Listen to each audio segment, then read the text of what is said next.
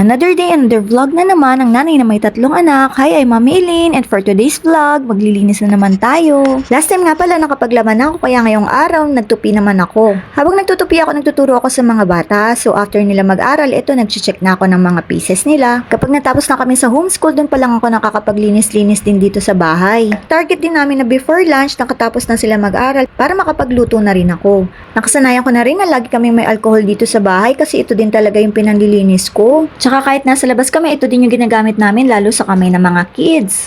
May vitamin E, moisturizer, and tea tree oil na rin ito. Hindi nga rin pala masakit sa ilong ito After namin maglipat, talagang nakasanayan ko na din nagsasanitize ng mga gamit namin. Kaya nakakatuwa kasi pag pinanlilinis ko ito, hindi naman sumasakit yung ilong ko. Kapag naglilinis din nga pala ako, paunti-unti lang dito sa bahay. So ngayon, dito muna tayo sa may sala namin. Tinanggal ko na nga pala yung ibang gamit dito sa table kasi kapag nagka-TV kami, dito namin ipapatong. Kaya as much as possible, ayoko nang may mga nakapatong dito. Mula na lumipat kami, nung unti-unti ko din talaga magpunas-punas dito sa bahay namin para walang mga alikabok. Meron na nga palang 70% isopropanol yung gamit kong alcohol that kills disease causing organisms. 99.9% na rin ng viruses and germs ang kayang labanan nito. Sino ba naman yung may ayaw na malinis yung bahay, diba? Priority din kasi syempre yung health natin, diba? Kaya ako dun ako susubok ko na talaga. Pagkatapos ko naman maglinis ng bahay, ito magluluto naman ako.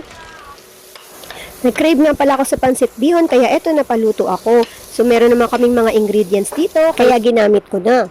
Laking tipid din talaga kapag nakakapagluto ka sa bahay. Kaya nakasanayan ko na talagang magluto, kahit nung wala pa kami mga anak.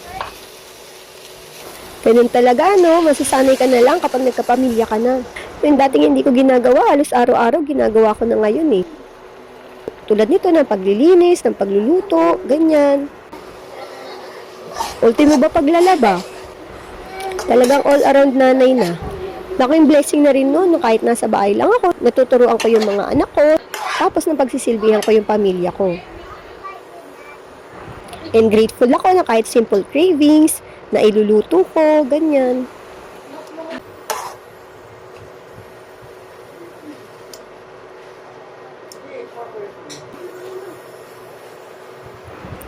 So, ito na nga ang favorite part ko, yung tikiman time.